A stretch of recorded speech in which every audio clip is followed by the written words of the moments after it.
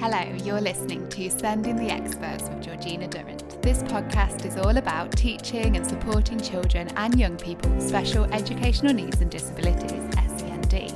My name is Georgina Durrant. I'm the host of this podcast brought to you by Twinkle SEND. As a former teacher in Senko myself, I wanted to create a platform to share some of the amazing things that my guests are doing to support learners with SEND. So whether you're listening on your commute, tuning in whilst walking your dog, or curled up on the sofa with a nice cup of coffee, thank you so much for joining us. In this episode, I am thrilled to be joined by Stephanie Smith, who is head of school at the Cavendish School. Stephanie has over 10 years experience working in and alongside the autistic community across mainstream primaries, secondaries and special schools. Before becoming head of school at Cambridgeshire's first state-maintained special free school provision for autistic students, the Cavendish School, Stephanie was a leader at an academy in Peterborough, where she taught and worked with autistic students aged 4 to 16. As head of school at the Cavendish School, Stephanie works with all students and their families to create a safe and nurturing school environment so that students can achieve their potential and thrive as independent, emotionally and socially confident young adults. She is here today to discuss creating an inclusive school environment for all autistic children to thrive in, which I know is a really important topic and one I've been really excited to speak about. Great to have you on the podcast, Stephanie. How are you? I'm doing really well. Wonderful. So tell us more then. I've touched a little bit on the Cavendish School, but I'm sure you've got more to say than what I've summarised in a sentence. So tell us all about the Cavendish School. I suppose the only way to sum us up is really that we are a celebration about being autistic, and it is about enabling the children to leave us and be adults who thrive in the world. There's so many rhetorics that you hear that are not necessarily about celebration, but they're about awareness. And actually there's more to it than just awareness. It's about celebrating who you are, accepting who you are and being proud of that, and that's essentially what we're all about.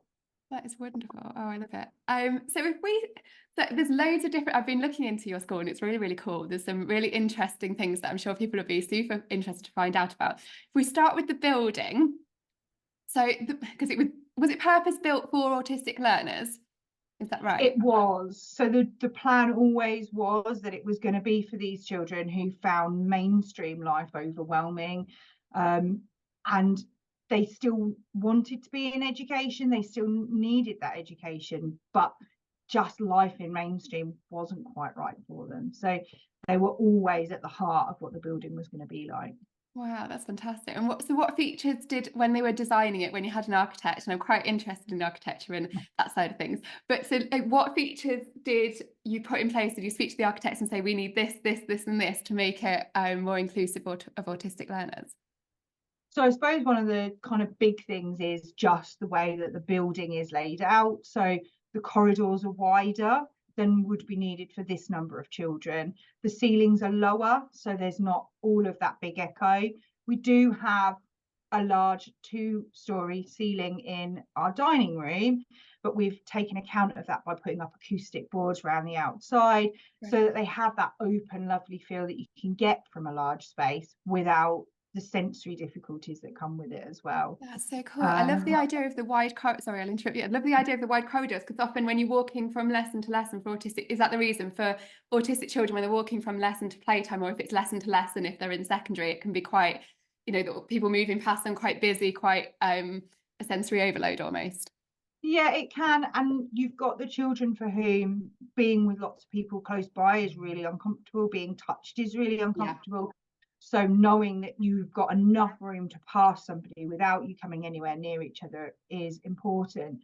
But equally so is it important for those children who just don't quite know where they are in space. So they need to touch and walk along and touch the walls in order to be able to just understand where we sit within the space. So it allows for both kinds of learners to be in that space together.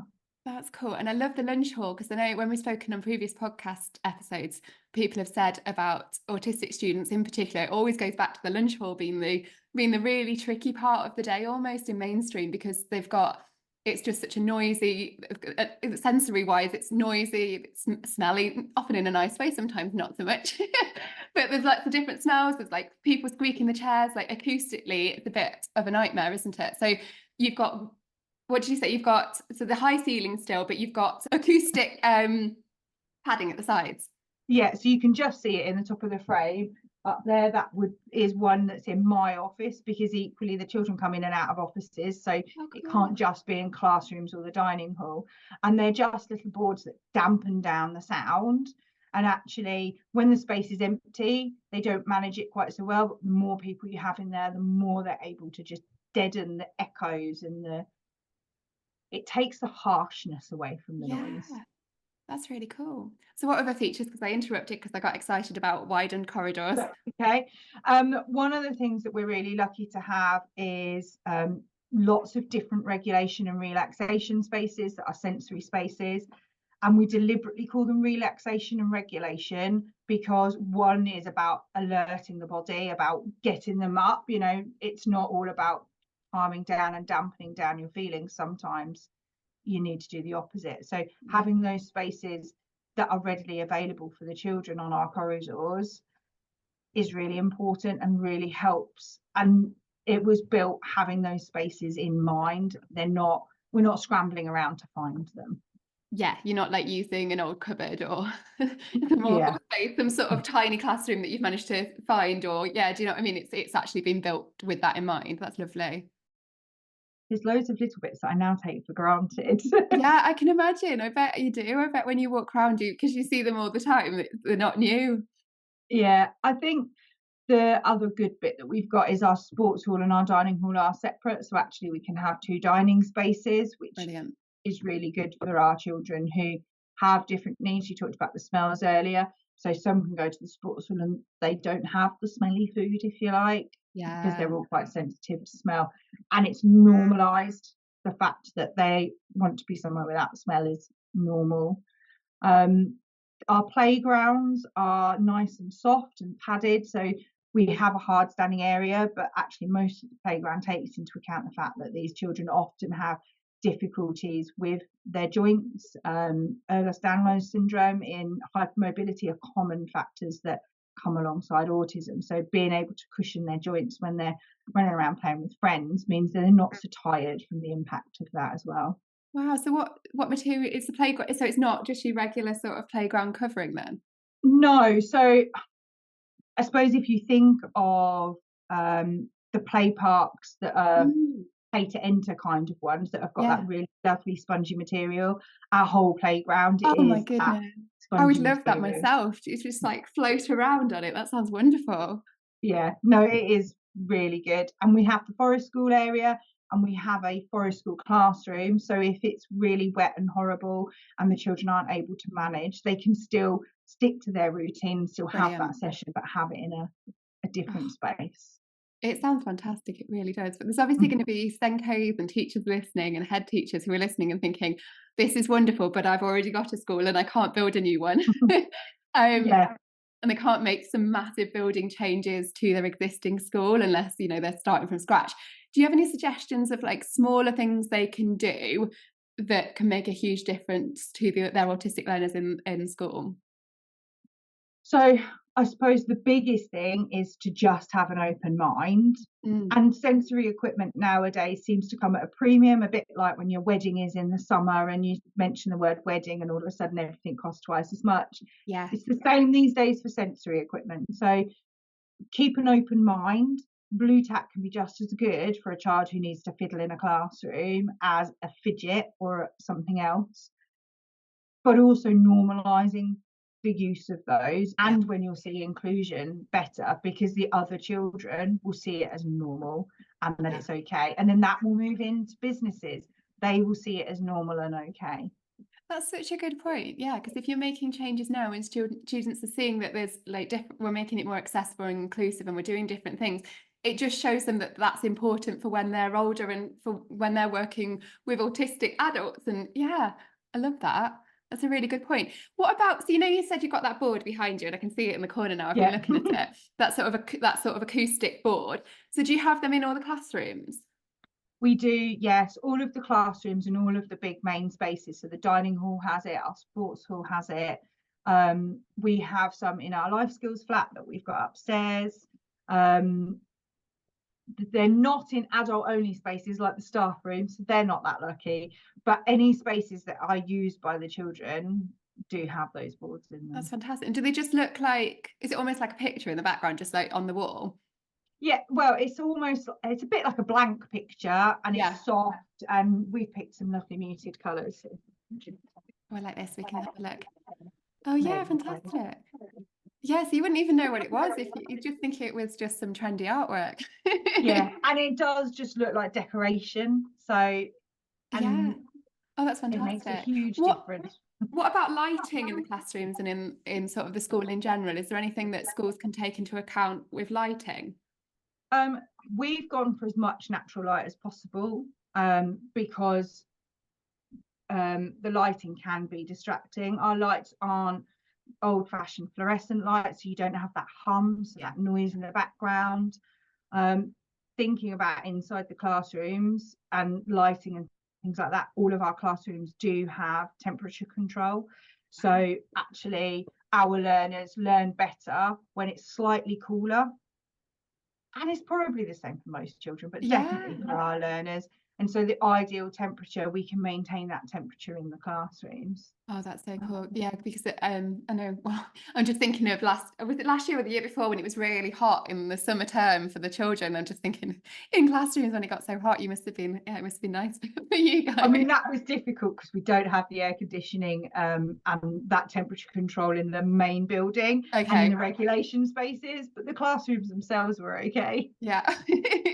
Brilliant. What about colours? I read somewhere that you don't use red, is that correct?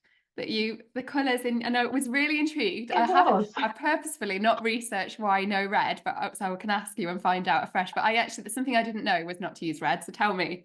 So essentially, being involved with the building, one of the things that they said was, what colour do you want? What do you want for this and that? And I was like, now is the opportunity for me to make a really informed decision. And there's lots of research out there around autistic learners and actually how they feel, and then autistic adults as well, being in spaces with certain colours. And whilst there wasn't an awful lot that was really secure around what worked well, one of the things that it did say, and was backed up with by multiple papers, was actually they all said red made them feel uncomfortable, it heightened their emotions and just made them feel less safe. And probably because all around them and all their life, red has been used to denote danger. Yeah. And so one of the things that we did was say, well, let's just have a school without red. It's not that there's no red anywhere, but there's no red walls, there's no red carpet, none of the furniture is red, and we ask that the children don't wear bright red so that trigger isn't there.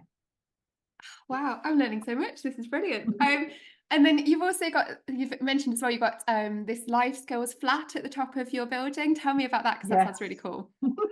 So when the building architectural design came through, it was one of the things that was included when I became involved, and we've developed it really so that it's something that removes one of the barriers to further education, I suppose, in that there's so many children who are academically able, like my children that are here, who then choose where they're going to go for university or what they're going to do when they leave education based on their life skills, not based on their academic skills, but based on how comfortable they feel knowing how to run a home, knowing how to be independent.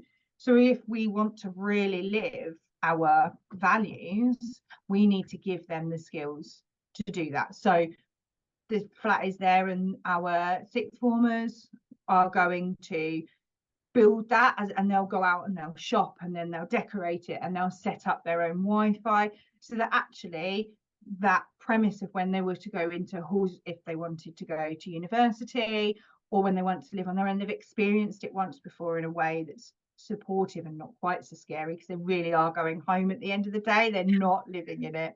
But the other kind of side that it really does is give the children a place to go to feel comfortable and safe when school is just feeling a bit overwhelming, because these are children for whom school has been overwhelming for a long time. So we've got hamsters in the flat, and the children go and visit them, and they'll just go and sit normally in the bedroom area and just have a stroke at the hamsters, and it just makes it feel like a safe environment.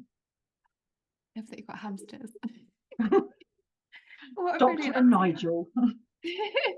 And it's fantastic and such a good way of thinking about it, not just thinking about academics and thinking, what else do these learners need, and thinking how can we, instead of just having a life skills lesson where they're just being taught something, actually doing it, like you say, setting up the Wi-Fi and stuff. It's a brilliant suggestion. It's brilliant.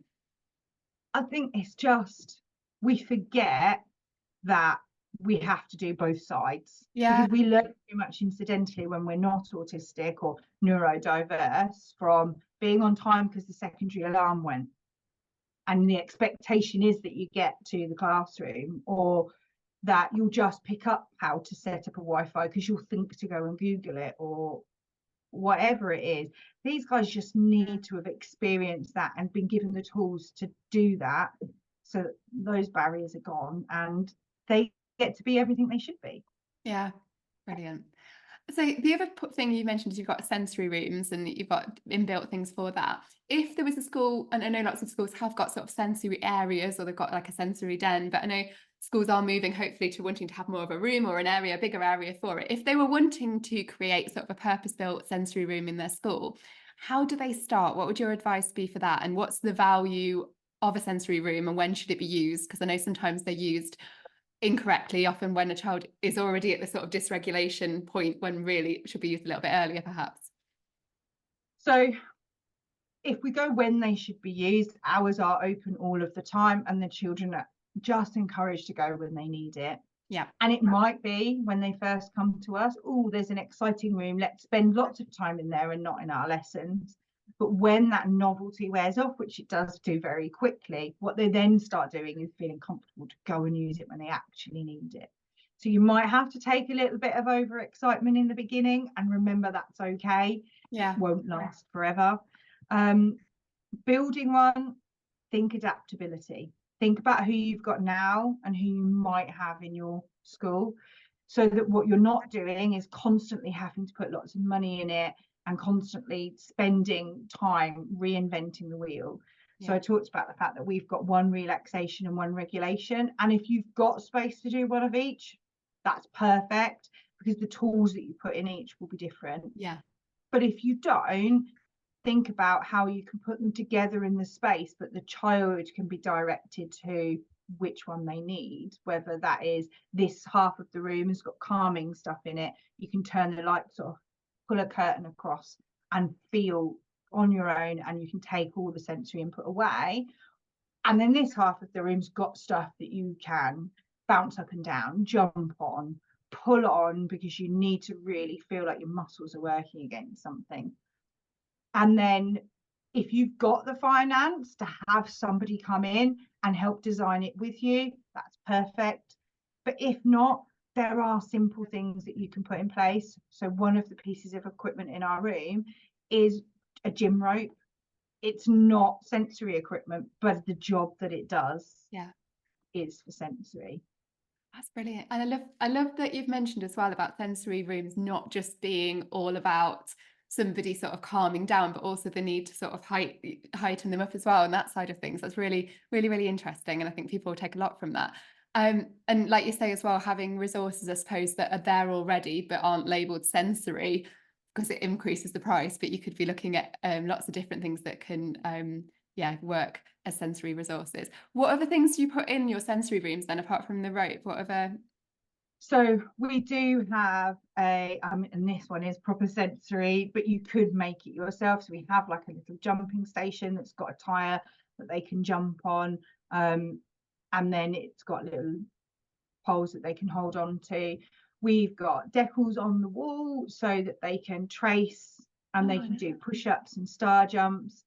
And if investment in a cricket machine and somebody who's got an interest in art, that's brilliant, because you can just make your own decals to put on the wall and change them as often as you need to.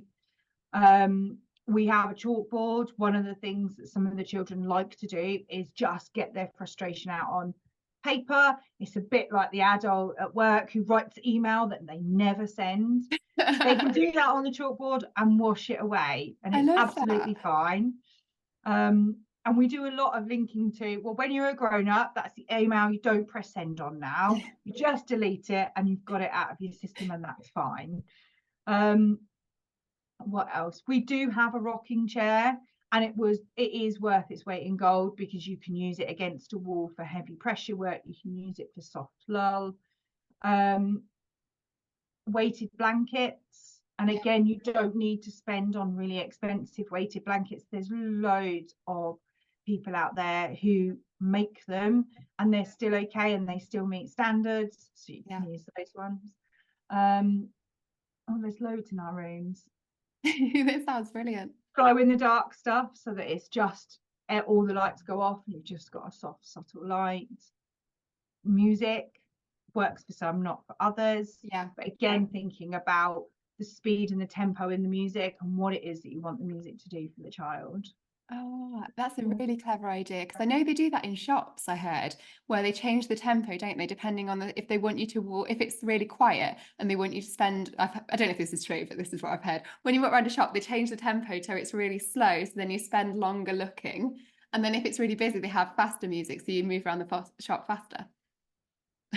There is so much that we as humans respond to. I can very well believe the shops would do that and spend a lot of time researching on whether that would work. It's really interesting. And let's talk about your playground as well, because I read something that sounded very cool about these. So I know you mentioned you've got like the floors like a play park, those lovely floors that are bouncy, not bouncy but softer. But I read something about you providing recycled trainers, which I wanted to know about. Apparently that was a good, again, I haven't researched it purposefully because I was excited to find out.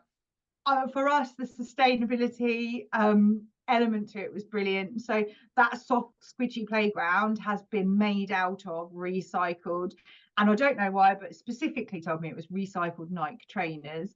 No way. It will be the soles of, when you put in the clothing banks and the shoes aren't able to be used, they can take the soles, they grind them up and clean them, and then use them to create the floor.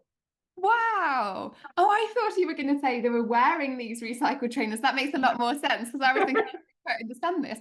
That is brilliant. So they've actually, the material is made from recycled trainers on the playground. That is fantastic. I love that.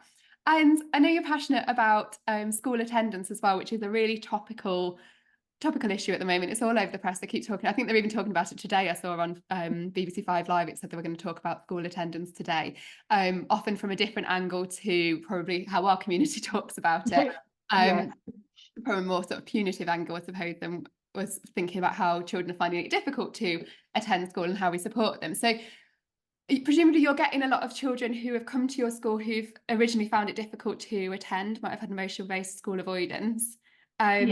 What are you doing as well to help these children, as well as your existing children who find it difficult to attend school? What's your way around this? So for me, it's the why. And as a parent of a special needs child myself, I'm on all of the forums and social medias for the parent side of things, and you see things like Not Okay in School, who post like just going on a reduced timetable doesn't fix anything, and they're absolutely right. It is all about why. And it could be that, is it just too busy first thing in the morning, and when they're tired and they're waking up and they're coming in, that's too much. And so do you just need to come in a different way? Do they just need to come in a little bit earlier or a little bit later? And that often gets undersold as a big, huge barrier for the children. For us, a big thing has been about relationships. So we've had one young person who had struggled for years and years going into school, but was adamant, I want to be in school and I want to do well. But it was about trusting the people they were around. So we spent time going to their home and getting to know them in their safe space, so that they weren't being asked the one to give the trust over first. We gave that over to them and said, we're trusting in your space, let's build a relationship together. But equally, inside the school building, don't say you're going to do something and then not do it. Because as an adult, if you constantly went to your employer and said, this is a problem for me, I'm struggling with this, and you kept getting told somebody would fix it and they don't, you lose faith and you lose trust. And as an adult, you move employer. As a child, that's not so easy. So they are people, and they are building schemas, and they're building knowledge about what happens when I talk to adults in this environment. So if you can't do anything, say, I don't know how we're going to fix this yet, and be honest and take them through that journey and ask them if they got any ideas. Uniform is another big one. Yeah. And so we have a weird uniform in that you can wear a uniform. There's one there and you can pick your colour, except red. And it can have a hood on it if you need to hide inside a hood. And if you want to wear that, and school trousers and school shirts, you go for it, it's there. But equally, if that's one of the reasons you can't come to school, because you need to be in comfortable jogging bottoms and you need to be in your safe sweatshirt, then come to school in your safe sweatshirt and your jogging bottoms. And for some, the barrier would be no uniform. I need a uniform. That's what tells me I'm going to school. But for some, it's the opposite. So being flexible and having both has been really important. We do a lot around the unpicking with anxiety mapping, and we use roots and fruits from a program called Therapeutic Thinking, and that has been instrumental really in giving other people the tools to do it. So not just myself, I've been working in this field for a long time, but my teachers and my teaching assistants who might be here because they share our passion but have not had so long in the field and don't have that same thing to draw on. And they lay it out in a toolkit for you where you can go, okay, let's talk about, is it the person in the room that makes you feel anxious? Take the person away and reintroduce them later in a way that feels safe. At the front of the building, it was initially built as an interview room, and that's kind of the DFE stance on it, was you'd have somewhere so staff and the parents can meet without coming in. But we made ours into a parent room. So for those children who have attachment difficulties, their parents are at the front of the building, they have access to our Wi-Fi, they're not in amongst everything else, and they're not therefore part of the fabric of the school, but the child feels comfortable. Mum is in that, she's not abandoned me. And then eventually they just slowly, maybe they'll go down into the village and spend some time there, and then move further and further away. But that so initial, the parents can actually use it as they can work from home there in a sense and just like sit in there. We've got a couple who come in with their laptops, get the sign-in information each day, and they'll work from that room. What a brilliant idea. While their children feel comfortable, they've not been abandoned. That is fantastic. What a clever idea. That is so clever, because I've heard of parents, and I know parents that have gone to, who have, have just had to hang around in the school for a period of time to help their child adjust to sitting in the school for a little bit longer or staying in school for a little bit longer, but they feel they're understandably going to feel in the way and they've got work to do, and it's not always conducive. But what a brilliant idea for them to be able to just sit in there with the laptop, and then they're able to still get on with their lives and do all the things they need to do, but they're there as like a bit of a security for the child. I love that. And actually having it inside the building as well, the parents are in the same building, they're not just outside, it's like it's open to them, do you know? And ultimately these parents will have gone through a lot with their children, so they need to have a place that feels warm and welcoming, but also in giving them the opportunity to go back to work. So many of our parents, one of the first things they've said is, you let the children know that you're going to go through the crisis with them. If they are struggling, you are there and you are always going to care for them, and you're not going to get angry or you're not going to give up on them. But equally, knowing that they can go back to work and they can do the working from home there, and that's okay, that's huge. And it helps parents' mental health, it helps the family dynamics, it gives them better stability. What better way for a child to feel safe than knowing that their parents feel safe? Because you're supporting everyone there, aren't you? Because I don't think it's spoken enough about the impact it can have, or it does have, on parents, and it does, and that also impacts on the children again, doesn't it? So it's really important that you're looking after everybody. I love that so much. And you've also, is it right, you've got like different points of entry as well into the schools, they don't all come in the same way? So we do have the opportunity to, most of our children at the moment are using our main entrance, but at other points in time, we've got one at the one end of the building, one in the middle, and one at the other end. So there is the different areas they can go in. And we had one boy that for a very long time would use the first point of entry that you get to as you come onto the school site, because then he didn't have to worry about everything else. He didn't have to worry about the other parents, because they're big, scary people who were bigger than him and he didn't know.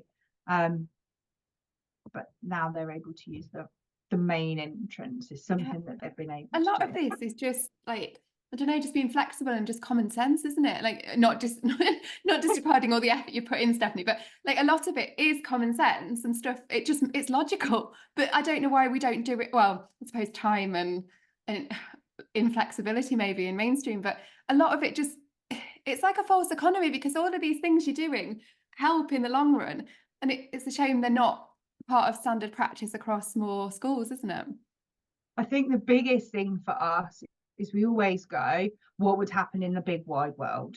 And is an employer going to insist that you can't turn up 20 minutes because that's inconvenient or whatever? No. If that gets you into work and you're happy for the day, come in 20 minutes early. I'm really not bothered. And I have staff that do that. But is anybody really bothered when somebody nips the toilet for 5 minutes just to take 5 minutes away from a screen? No. Do we not encourage people to get up and leave their desks regularly for their mental health and their physical health? Yeah. It's no different when we then apply it to our small people, and what we then create is adults who know that that's okay and that works, and then we have a healthier adult population. Yeah. It's such a good point, because I would arrive earlier when I was teaching. I would arrive earlier at school than I needed to, but it was for me to then get my stuff ready and to get myself organised. And just people work in different ways, don't they? We can't expect everyone. I would have been really stressed if I had to arrive at a set time. It's really difficult to arrive at a set time, then go straight in and then sit down and do your work, for example. So yeah, just being flexible, I suppose, of how, and being a bit more grown up almost, thinking about how we treat adults and treating children in a similar way. We are going to expect when they hit 18 for them to magically understand that the world at school is not the same as the world of work. And businesses are constantly telling us, get these youngsters ready to be in our environment. Well, that's what we're doing. I love it. Yeah, absolutely. Really, really important. You mentioned this anxiety mapping. What exactly, can you explain that a little bit more? Because that sounds really interesting. So is that when someone arrives, someone who's been struggling to attend school, and you sort of go through and map the reasons why? So I'll say again that it's from therapeutic thinking, because it isn't ours, and it is something that Angela Wadham has created alongside her other director, Adam. But it is amazing in that you can choose different elements. So you could look at the time of day, and you could list all the times of day and then map what you see in a child. So are they over dependent on an adult, for instance? Yeah. Or does that adult make them feel really, really anxious? And then you can start to see patterns. And when you see the patterns, you start unpicking the why. Yeah. And that, alongside their other tools within that kit, builds a picture of a child. And when you look at that with their EHCP and the other professionals' advice, so has OT told me that this child has difficulty with understanding where they are in space and being able to understand whether their body is upright. And then I see that they're always struggling in science. They're always displaying behaviours, or they've been able to tell me they're always struggling in science. Is that because in science they've gone from sitting on a chair with arms to a stool that's off the floor, so they can't feel the floor through their feet? They can't lean against an arm to understand where the rest of their body is. And so the problem is then, is it just that they need to not sit on a stool in science? Wow. And all of a sudden, the science lesson that they never got, that they never made any progress in, the barrier's gone. And so it's just it helps make a puzzle that you put together, and not puzzle as in because they don't fit, but puzzle because they do fit if you actually bother to look at the whole thing. Yeah, wow, it's like being a detective. But it must be amazing when you work out that thing that's like you say with the chair in science, and then you work out that thing and then they're able to access that lesson and it's changed, they're not anxious about it. That must be incredible. It is, and there is always going to be, well, not always, but often there's something else, and so Yeah. it is and always never ending. But actually, eventually, what we'll get to is the child will fill in that map, and the child will go, oh, it's always in maths. Oh, it's because I don't actually know my times tables. And so when I've got to do something without a calculator, I'm anxious. Yeah. And I can tell you that now. So now you can help me fix that. Oh, it's fantastic. Really, really good.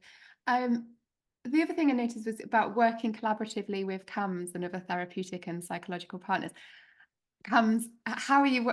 This is a tricky one because the waiting list for CAMS is notoriously very long at the moment. How are you working collaboratively with them? What does that look like? So one of the things we do is when we've got a child who is with CAMS, they seek permission from the child and the family to talk to us so that we have a joined up approach. Mhm. So essentially the work that they do is mirrored at home because they've had the conversations with parents, but also mirrored in school so that we can really see the impact if they've done adaptive CBT or if they're doing some talking therapy that has specific scripts that we use the same ones. Yeah, And that's really powerful. And I would hope that our partners in health feel the same way. Equally, one of the things that we do is learn from them. So if we put something in first and we can say to them, actually, this bit hasn't worked, we help build the picture for them. But often doing that, what it does do is help stave off the need to get to CAMS. yeah, Because nobody wants a child so mentally poorly that what they need is experts in mental health in a hospital or clinical environment to yeah, make them feel safe yeah, and well. yeah. So actually putting in that base bit, and they are coming. We've got an event in April and they're coming to talk about the things that you can do to stop the need to get to that point. And it's been really powerful to Yeah. work with them and others because obviously the NHS is as overworked as education. So other people who are doing it in the private sector just coming in and offering that a little bit lower down for us. So we have an art therapist and play therapist on our staff, and we can put them in earlier so that the children learn the healthy coping skills before they ever get a need to have CAMS. That's fantastic. That's absolutely brilliant because you do hear of so many children now who are autistic, and it's not until they get into the crisis point and going and being seen by CAMS, and then it's a bit of an issue, isn't it?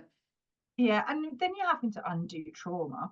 Mm. Let's be honest, if you're so poorly that you need to see a clinician for your mental health, that in it of itself creates trauma. Let's Yeah, help these children not get that far. yeah. Oh, yeah, absolutely brilliant. And what about the curriculum then? Because we've spoken a lot about everything else around, but we haven't spoken, which I quite like that we haven't spoken about curriculum yet. But if we talk about the curriculum, what sort of things are you doing differently in the Cavendish School then? So I suppose for us, the curriculum is the golden thread, and it literally is about interdisciplinary learning. So it's knowing that what I learned in maths applies elsewhere and then applying it to the real world. So we are an IB school, and one of the things that the International Baccalaureate really focuses on is how does what I learn make sense in the world? So they'll look at how the world works as a theme, and then the learning that they do links into that. So there's always that drawback that everything comes back to real life.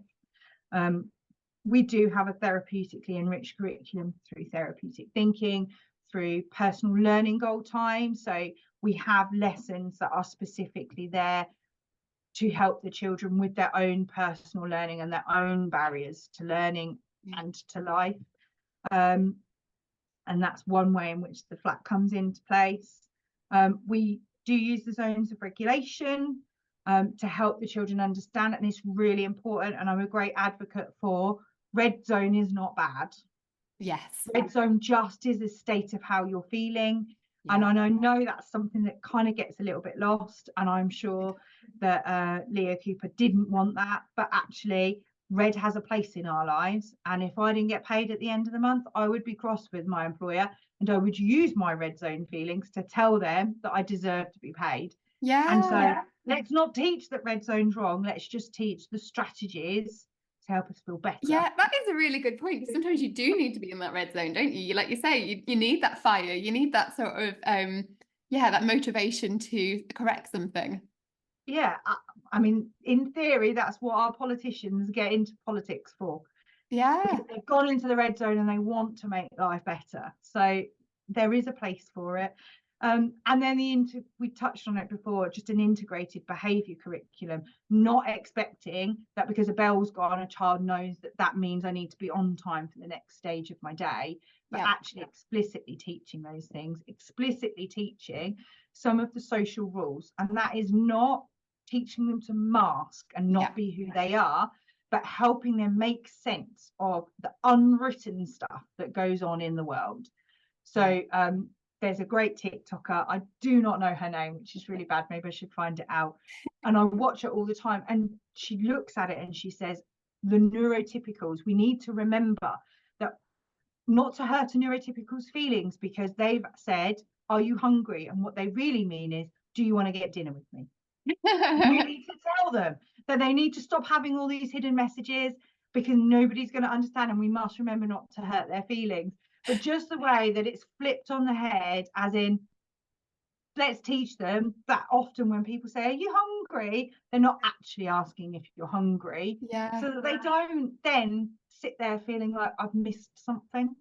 Because they know what those different things mean. Or when idioms are used all around the world and they're used in all forms of media, what does it actually mean?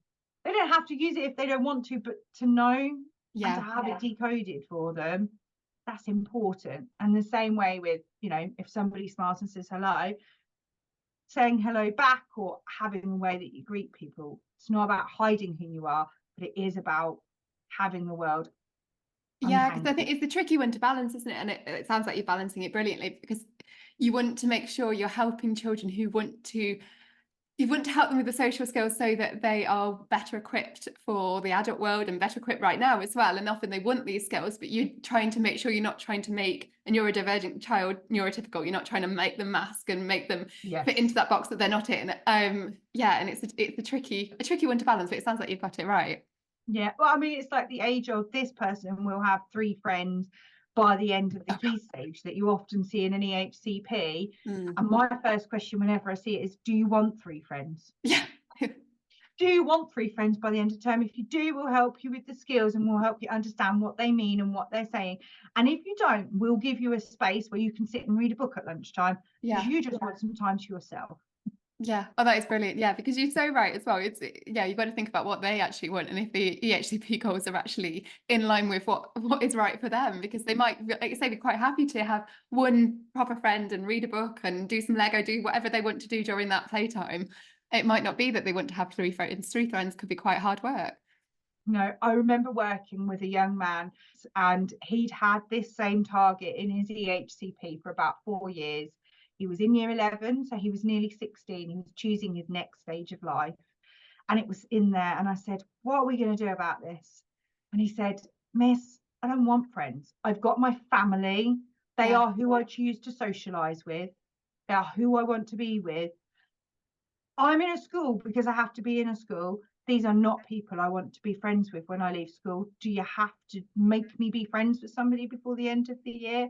And we were like, no, we really don't. He said, I'll have colleagues at work. You've taught me how to interact and understand what they mean. He said, you've taught me what I need to do to be comfortable in that environment. They're not going to be my friends. I have my family that I socialise with. And he did come from a lovely extended Italian family. So for him, it just was nonsensical.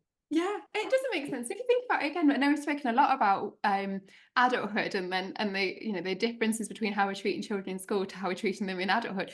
But again, if I was told at work by the end of my first year at this new job, I had to make 3 friends. What happens if I don't like them? What was it? Do you know what I mean? What happens if they're just not my cup of tea? And I've got to go and socialise with them. I've got to make all these efforts with them. What happens if I've got friends at home, like you say, or if I've got people I prefer to hang out with and I'm just there to do my job? Yeah. Is that a bad thing? And it's not, is it? We all want to live our lives the way we want to live our lives, as long as we are, within the social norms, we're not breaking the law, etc. That is our choice. Yeah. Absolutely. Oh, this is brilliant. It's been really, really useful. Do you give us some links then? Because I'll put them in the show notes. So anybody who's listening to the podcast, if you scroll down on your phone or wherever you're listening, you'll see show notes with links that I'm going to put in. And if you're watching us on YouTube, there down here are the links. So where would you like me to link to? Do you want me to do a link to your school? Yeah, so you could link to our website, and we do put information on there about our curriculum and the tools that we use. We've got a Facebook page, Instagram and Twitter. Fantastic. So any of those would be lovely. Oh, thank you so much. It's been really, really useful. I've really enjoyed listening. Thank you. Another absolutely brilliant guest with some fantastic strategies that she shared with us.